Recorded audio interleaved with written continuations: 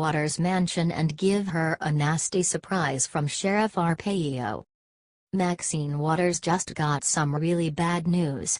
Patriots showed up at her million-dollar mansion, protesting her crazy Impeach 45 campaign, but that's not all. They also had a nasty surprise for Auntie Maxine from none other than the former sheriff of Maricopa County, Joe Arpaio. That's right, Sheriff Joe's nasty surprise for the Congresswoman of California is something that she will never forget. You don't want to miss this. Maxine Waters, left, Joe Arpaio, right, photo credit, screen grab, YouTube, Alex Wong, Getty Images. Maxine Waters was at the 82nd Founders Anniversary celebration of the Dream Committee on the Affairs of Black People on Saturday. Mad Max was spewing the nuttiest conspiracy theory yet, rambling on about impeaching President Donald Trump, but she wasn't stopping there. Somehow, she thinks she will then take out Vice President Mike Pence, and then, everything will be fine. According to Breitbart, Auntie Maxine said, "Then there are those who say, what if we impeach him, Trump? What about Pence? What do you mean, what about him? We go after him because we think that not only can we connect the dots, and Mueller, who is our special counsel, will be able to connect the dots, Pence may have some involvement in this too. And so don't think that somehow if we get this president impeached, we are going to be stuck with Pence, and we can't do anything about it." Maxine doesn't seem to know that she's not in line to be president after Pence, but that's not the only bad news she's facing.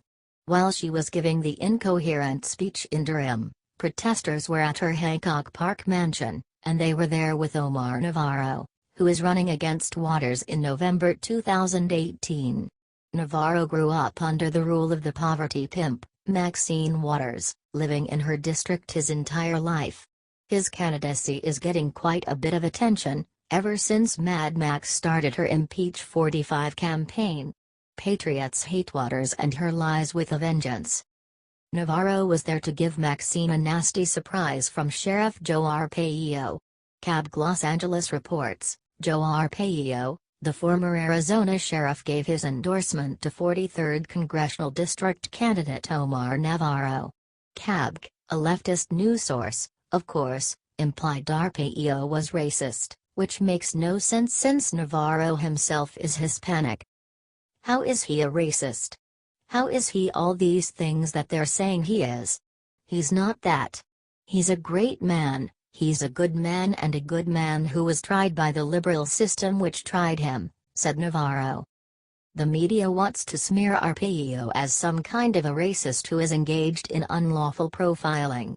He wasn't, added Navarro supporter, Arthur Shaper. That kind of racist buffoonery is expected by the liberal media. They hate that their new liberal darling, Auntie Maxine, actually has a real challenger for her seat and he is getting national attention. Representative Maxine Waters has been reborn at the age of 78, emerging as a folk hero to the anti-Trump resistance for her repeated torching of the president, reports the liberal rag, the Daily Beast. But even left-leaning sites can't deny Maxine's checkered political past. The report goes on, from the glowing coverage and partisan praise, you'd barely detect that just a few years ago the veteran California Congresswoman was dubbed one of the nation's most corrupt elected officials by the Citizens for Responsibility and Ethics in Washington for her role in pushing a bailout for a bank tied to her family. The bank in question was actually tied to Maxine's husband, and if that's not bad enough, what has she ever done to help own constituents? Not a damn thing. The 43rd District is infested with gangs, and Mad Max has protected gang members in the past. After the LA riots in 1992, Waters openly supported and partied with the thugs who pummeled truck driver Reginald Denny with bricks. She's a real piece of work and those who live in her district are tired of living in a crime-ridden area. If Maxine Waters is defeated in November, it will be celebrated across the nation.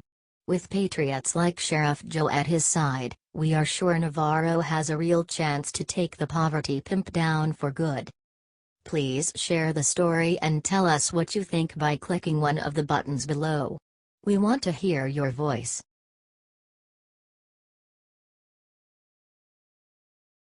WikiLeaks' Julian Assange releases video exposing Clintons that America needs to see. Leader of WikiLeaks Julian Assange is sharing some facts about Hillary Clinton once again. Clearly we already know Hillary is corrupt, but this may take the cake. In the interview below, Assange discusses how one email in all of Hillary's emails stand out above the rest. He shares that all serious analysts know, and even the US government has agreed, that some Saudi figures have been supporting ISIS and funding ISIS, but the dodge has always been that it is some rogue princes using their oil money to do whatever they like, but actually the government disapproves. However, this Hillary Clinton email says that it has not just a rogue prince, but the actual governments of Saudi Arabia and Qatar. When asked more details about the relations between Hillary and these governments, Assange shares a startling discovery. These governments are funding the Clinton Foundation, buying arms from the US and funding ISIS and ISIL. He shares under Hillary Clinton and the Clinton emails reveal a significant discussion of it. The biggest ever arms deal in the world was made with Saudi Arabia, more than $80 billion. During her tenure, the total arms exports from the US doubled in dollar value. She's even more wrapped up in criminal activities than we originally thought and using the US to arm the enemy. Watch the video below.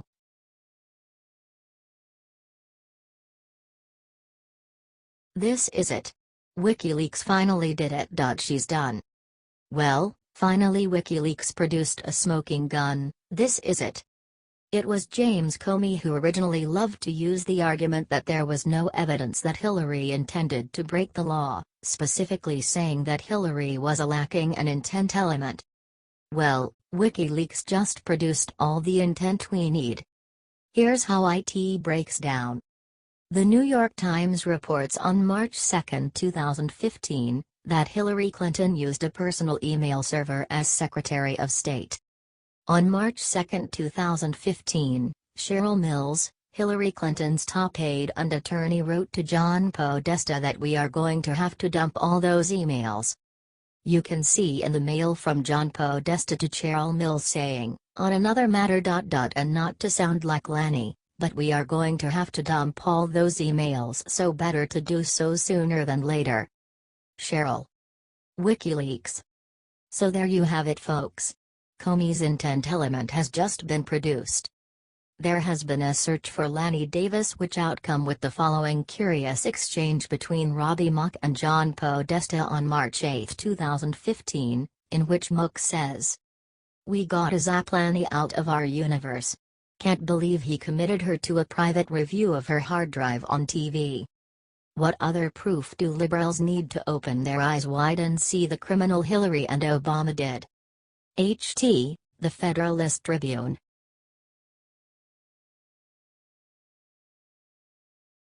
Justin Trudeau comes with bombshell announcement about Hillary Clinton. He has something in. At first, it was Bill Clinton. When we found out how gravely he treats ladies and what an unpleasant man he is, we thought he is the worst from the Clinton family.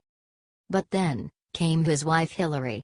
That is when we saw that there is another member of that family that is far more atrocious. The worst of her many wrongdoings she has been accused of was her usage of a private server for managing personal businesses. This should have been enough to put her in jail for a long time, but somehow the family has gotten away with all of their crimes and not one of them has spent a day in jail. The explanation for this is that they are included in a gigantic system of liberal elites that can do anything they want, especially when they had a Democrat in charge. Unfortunately for them, Obama is gone now, and we have President Trump and Trudeau, an extraordinary conservative official who highly respects the Constitution of the United States. The time has finally come for Hillary to be held accountable for all of her crimes. According to Gowdy, there is enough proof for a conviction, reports National News Today. There is sufficient evidence, both direct and circumstantial, upon which a jury could conclude an intent to violate the law. He said. This evidence includes concealment of evidence, destruction of evidence and false exculpatory statements, all of which fall under the general heading of consciousness of guilt.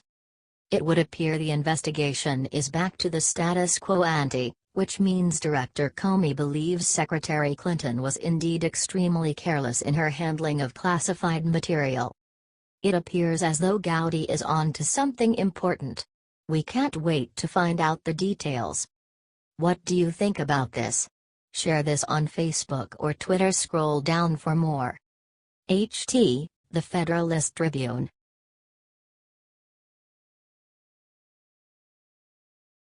Alert: Soros committing disturbing move in Phoenix during Trump's rally. Billionaire psycho and globalist George Soros has been responsible violent insurrections all across the world. This isn't surprising since he is a leftist whose only goal is to serve the New World Order. President Trump scheduled a rally in Phoenix, Arizona for Tuesday night, and of course his supporters can't ever just be safe. Advertisement. Protesters are expected to show up in force, backed by a group of progressive donors like Soros. These are the Antifa and BLM terrorists who attack innocent people because they have a differing view. Leading anti-Trump activists backed by major Democratic donors including George Soros are mobilizing large numbers of protesters ahead of President Trump's rally in Phoenix on Tuesday, with the intention of stealing the spotlight from the president's event. Local leaders of Indivisible, one of many resistance terrorist groups created as a direct response to Trump's election, are hiring thousands of protesters who operated as part of the coalition of left-wing groups ahead of Tuesday's event. Advertisement. On top of the mass protests, the left wants their protesters to purchase tickets to stop the rally from inside. They are doing their best to silence Trump and his supporters. It's embarrassing. Phoenix Police Chief Jerry Williams said earlier this week that police would be at maximum staffing during the visit. Protesting Trump at every event will only make people flock to him in 2020 like they did in 2016. That goes double if the protests become violent, as is often the case when liberals are leading the charge. The best part of all this is that we all get a glimpse into the liberal lunacy again, and it drives the chances of the Democrats gaining the majority in Congress anytime soon down further and further. What do you think about this? Should Trump make sure that it is exposed that people act like this?